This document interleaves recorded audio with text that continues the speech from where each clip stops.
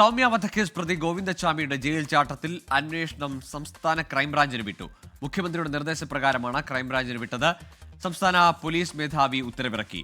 ഷഫീദ് റാവത്ത് ചേരുന്നുണ്ട് വിശദാംശങ്ങളുമായി തിരുവനന്തപുരത്ത് നിന്ന്. ഷഫീദ്, ഈ വിദഗ്ധ സമിതിയുടെ പരിശോധനയിലടക്കം ഈ ഗോവിന്ദച്ചാമിയുടെ മൊഴി പ്രകാരം എങ്ങനെ ആ അഴികൾ മുറിച്ച് പുറത്തു കടന്നു? ഇക്കാര്യത്തിലൊക്കെ അയാൾ പറയുന്ന മൊഴികൾ അല്ലെങ്കിൽ കണ്ടെത്തലുകളൊക്കെ വിശ്വസിക്കാനാവാത്ത കാര്യങ്ങളുണ്ട്. അതിനപ്പുറത്തേക്ക് ചില സഹായം അവിടെ ലഭിച്ചിട്ടുണ്ടോ എന്ന സംശയം സൂചിപ്പിച്ചിരുന്നു. ഈ ഘട്ടത്തിലാണോ ഇങ്ങനെ ക്രൈംബ്രാഞ്ച് ഒരു വിശദമായ അന്വേഷണത്തിലേക്ക് പോകുന്നത്?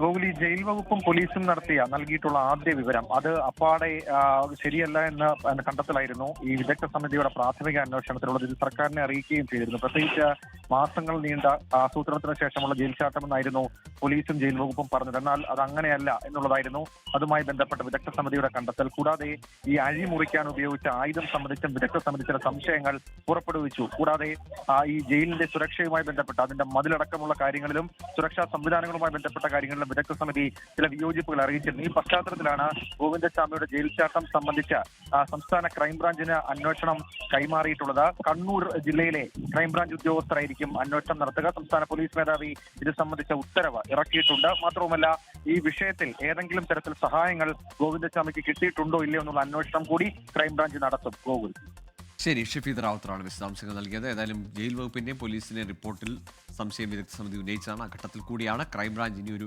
വിശദമായ അന്വേഷണത്തിലേക്ക് ഈ ഗോവിന്ദച്ചാമിയുടെ ജയിൽ ചാട്ടവുമായി സംബന്ധിച്ച് കടക്കുന്നത്.